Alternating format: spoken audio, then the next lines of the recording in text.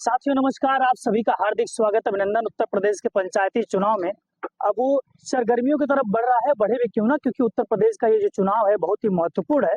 और इस चुनाव का एक ही मकसद है कि सरकार की योजनाओं को किसी व्यक्ति के माध्यम से पहुंचाना, संवैधानिक पद को देना और इस गांव के विकास, उत्तर प्रदेश के गांवों को विकास की तरफ ले जाना। और मैं हूँ आजमगढ़ के छतवारे पंचायती क्षेत्र में और महाप्रधानी पद का के भावी उम्मीदवार, एक बार के महाप्रधान आप रह भी चुके हैं। किशोर कुमार उर्फ गुड्डू यादव जी एक ऐसा नाम जो इस क्षेत्र में नामचीन है, जिसे पहचान की जरूरत नहीं है। और संघर्षों और परिश्रम की एक मिसाल पेश करने वाले, छात्र जीवन से ही राजनीति में रहने वाले और अन्याय के खिलाफ बुलंद आवाज देने वाले मेरे साथ आज आदरणीय किशोर कुमार उर्फ गुड्डू यादव जी हैं। आपका बहुत बहुत स्वागत है सर। क्या इस बार की महाप्रधानी का चुनाव जो इस बार है, आप किस दृष्टिकोण से देखते हैं और क्या आप जनता के लिए इस बार क्या नया कुछ करने वाले हैं? मैं तो हमेशा जनता के बीच में रहता हूँ, जनता के लिए हमेशा करता रहता हूँ जी। नया कुछ में है कि मेरे क्षेत्र का जितना विकास हो सके उतना मैं करने की कोशिश करता हूँ। लोगों के सुख दुख में रहने की कोशिश करता हूँ, लोगों से बराबर संपर्क में रहता हूँ। क्योंकि मैं देखिए आए दिन लगभग सुबह निकल जाता हूँ क्षेत्र में और 9-10 बजे बाद वापस आता हूँ। फिर यहाँ भी कार्यालय में भी लोग आते हैं, उन लोगों की बातें सुनना, बैठना, सबकी बात करना। और क्षेत्र के विकास के लिए मैं चाहे विधायक के पास जाना हो, चाहे शासन सत्ता में, चाहे डीएम के पास, कमिश्नर के पास, जहां भी मुझको जाना पड़ता है मैं अपने क्षेत्र की जनता के लिए जाता रहता हूँ। एक चीज और भी हम लोग देखा है कि गांव की जो राजनीति है वहाँ पे बहुत ऐसे कैंडिडेट होते हैं, एक बार लड़ते हैं, अगर दूसरी बार हारते हैं, तीसरी बार बस हाथ खड़ा कर लेते हैं कि इस बार भैया राजनीति में नहीं जाएंगे, कुछ और करेंगे। लेकिन हम लोग देख रहे हैं कि आप कई बार, एक बार आप जीते, उसके बाद हारे भी, हारने के बाद भी आप मैदान में लगे हुए हैं। तो ये जो जुनून है राजनीतिक प्रति, अपने लोगों के प्रति सेवा भाव का, वो कहाँ से एनर्जी ला आ रहा है? जैसे एनर्जी का मतलब है कि हम लोग देखिए छात्र जीवन से राजनीति कर रहे हैं, हम कोई पद के लिए लड़ाई नहीं लड़ रहे हैं। हमारा अपना पब्लिक में जाने में हमको आनंद आता है, किसी के भी काम को कराने में हमको आनंद आता है, किसी के दुख के घड़ी में बैठ के उसके साथ शेयर करना, उसका दुख में कुछ उसके साथ चलना 2 कदम, इसमें हमको अच्छा लगता है। ये नहीं कि हम केवल पद के लिए या केवल महाप्रधान बनने के लिए नहीं, हम अपनी पब्लिक साथ जुड़े रहने के लिए राजनीति कर रहे हैं। इसलिए ये हमारे जुनून हमारे अंदर। हमको ये नहीं कि हम केवल महाप्रधान बन जाए इसके लिए हम राजनीति नहीं कर रहे हैं। बहुत से ऐसी प्रतिक्रियाएं जो मिल रही होंगी आपको, नेगेटिव, पॉजिटिव। युवाओं का क्या इस बार आपके प्रति आकर्षण है? अब आप तो हमसे ज्यादा घूम रहे हैं, जुआ तो हमसे बहुत जुड़े हुए हैं, आप लोग क्षेत्र में घूम रहे हैं, पता भी कराइए। बाकी तो जुआ हमसे कहते हैं कि नहीं आप ठीक हैं, हम लोगों के लिए लड़ते भिड़ते भी रहते हैं। जैसे हमारे बगल में डिग्री कॉलेज है चंडेश्वर, यहाँ के सारे लड़के साथ संग में जो काम कर हमारे पास आते हैं, उनकी जो मदद होती है, हम चाहे स्कूल की मदद हो चाहे कॉलेज की, जहाँ भी करने लायक होता है वो हम करते रहते हैं। इसलिए नौजवान साथी भी हमारे साथ जुड़े हुए हैं, हमारी मदद करने के लिए कह भी रहे हैं। जी जी। एक सबसे बड़ी एक तरफ से कई गुजारिश भी रहेगी, क्योंकि आप जनप्रतिनिधि हैं और छात्रों का एक सबसे बड़ा एक प्रश्न रहता है, मैं उसी के लिए हमेशा उठाता भी हूँ, हर व्यक्ति से पूछता भी हूँ। पेपर लीक जैसे बहुत सारी ऐसी समस्याएं हो रही हैं, जो बच्चे जो है इलाहाबाद या दूर दराज शहरों में जाकर के 10x10 के कमरे में रहे। महंगाई के जीवन में परिवार जो बड़ी मशक्कत करके उनको चंद रुपए दे रहा है ताकि वो तैयारी कर सके। पेपर लीक हो जा रहे हैं, इसके लिए आप लोगों का क्या आगे? पेपर लीक तो सरकार की नाकामी है सीधे सीधे। हाँ। और इसको चाहे सरकार की नाकामी कहिए, चाहे सरकार में बैठे अधिकारियों की नाकामी कहिए, लेकिन पूरी तरह सरकार की नाकामी। इससे गरीब परिवार जो कि अपनी मेहनत करके, किसान अपने बेटे को भेजता है इलाहाबाद, भेजता है दिल्ली, भेजता है लखनऊ, भेजता है पढ़ने के लिए, वो खेती कर रहा है, खेती से बेच के अपना पैसा देता है, उस चीज का सरकार को ध्यान देना चाहिए कि नहीं, जो पेपर लीक एक बार हो गया, या तो आप पेपर लीक करें तो उसकी जिम्मेदारी लो, जितना पैसा उनसे आप जमा कराते हो उनको भाड़ा किराया सही जो भी उनका लगता है वापस कराओ, फिर उनकी परीक्षा उसी पैसे में दोबारा कराओ।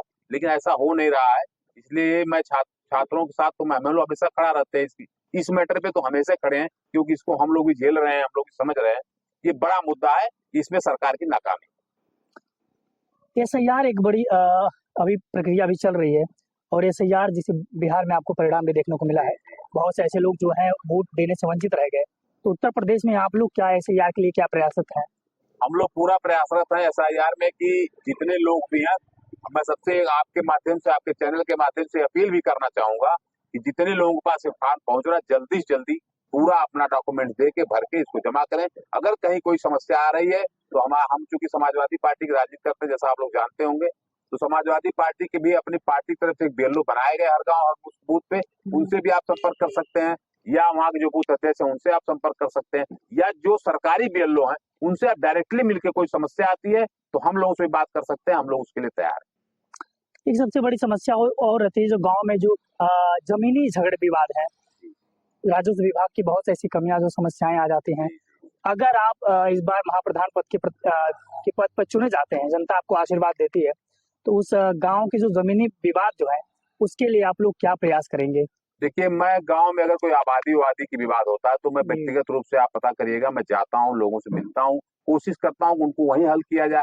अब रही बात जैसे आपकी खतौनी में कोई गड़बड़ी है, लेखपाल के द्वारा कोई गड़बड़ी की जा रही है, तो उसके लिए भी हम लेखपाल से बात करते हैं, एसडीएम से बात करते हैं, मैं कमिश्नर तक बात करता हूँ, और आगे भी इसकी बात हम लोग रखेंगे कि ये जमीनी विवाद कोई गाँव में इस तरह का न हो। इसके लिए हम लोग एसडीएम से बात करेंगे, कमिश्नर से बात करेंगे, लेखपाल को मौके बुला के सामने बैठ के उसको हल कराने की कोशिश किया जाएगा। गांव का चुनाव है, आप गांव में रहते हुए हैं, लोगों की जानकारियां, लोगों की समस्याओं पे आप लोग कार्यालय के माध्यम से व्यक्तिगत मामले से आप उस समस्या को सुलझाते हैं। आदरणीय अखिलेश यादव जी, अध्यक्ष जी का क्या संदेश है जो जनता के बीच में आप पहुंचाना चाहेंगे?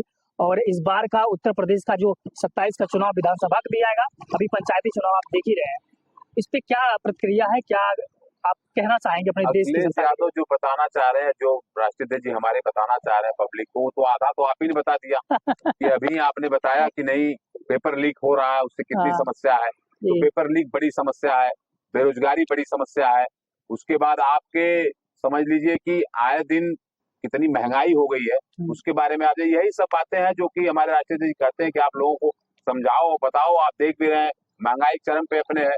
हम कह रहे हैं कि आप 400 रुपए का कांग्रेस के जमाने में जो गैस थी आज 1000 में है, जो पेट्रोल 56-65 रुपए था वो 90 रुपए में है। तो महंगाई को आप समझ सकते हैं कहाँ पे है। तो वही सब मुद्दा है, सब मुद्दे को हम लोग पहुंचा भी रहे हैं पब्लिक में। तो साथियों, इन मुद्दों पे अगर वाकई में काम किया जाएगा तो ये देश हमारा तरक्की करेगा। मेरे साथ संघर्षों के मार्ग पे चलने वाले किशोर कुमार गुड्डू यादव जी छात्र जीवन से ही राजनीति में हैं, और राजनीति में इसलिए हैं ताकि देश की सेवा किया जाए, लोगों की समस्याओं पे प्रकाश डाला जाए, उनके लिए कदम से कदम मिला करके चला जाए। एक प्रश्न और भी रहेगा कि जो राजनीति का आजकल के जो नए कुछ लोग आए हैं उसको व्यवसायीकरण समझ रहे हैं, तो आप इसको किस दृष्टिकोण से देख रहे हैं? नहीं, राजनीति को अगर कोई व्यवसाय समझ रहा है तो पब्लिक से मेरी अपील है कि उनको आप नकार दीजिए पूरी तरह से, क्योंकि राजनीति सेवा भाव की जगह है, ये व्यवसाय करने की जगह बिल्कुल नहीं है। यहाँ आप आइए तो आप पूरी तरह सेवा भाव में रहिए, पब्लिक के साथ खड़े रहिए, पब्लिक की जो भी समस्याएं हैं उसको मूलभूत आप तैयार रहिए उसको हल कराने के लिए। आखिरी शब्दों में भी अपने क्षेत्र की जनता के लिए आप कुछ शुभ संदेश अगर देना चाहें तो? क्षेत्र की जनता तो मैं मुझको बहुत प्यार सम्मान दे रही है। मैं यही क्षेत्र की जनता को संदेश दूंगा, जो लोग आपके बीच में 5 साल आपके साथ लगे रहे हो, आपके साथ आपके सुख दुख में बने रहे हो, आप उनका चुनाव करिए और वोट उसी को दीजिए जो आपके बीच में रहता हो। यही मेरा संदेश है। साथियों, वाकई में अगर आपके साथ जो कदम से कदम मिलाकर जो आपके हमेशा सुख दुख में जो व्यक्ति रहा, मेरी भी अपील रहेगी कि ऐसे ही व्यक्ति का आप चुनाव करें ताकि आपका और आपके क्षेत्र का विकास हो सके। अब इस चीज को मत समझिएगा कि कोई चुनाव जीत लेगा तो उससे आपका कुछ नहीं होने वाला है, लेकिन बहुत कुछ होगा। वो आपके संघर्षों की लड़ाई लड़ेंगे, आपके हक की लड़ाई वो लोग लड़ेंगे, और ऐसे ही व्यक्ति का चुनाव करिए जो हारने या जीतने के बाद भी आपके बीच में रहा हो, आपके लिए लड़ाइयां लड़ी हो, आपके लिए काम किया हो। पत्रकार अंबिका कुमार आजाद के साथ मैं पंचायती चुनाव कवर कर रहा हूँ, और भी सारी जानकारियों के लिए हमारे साथ बने रहिएगा।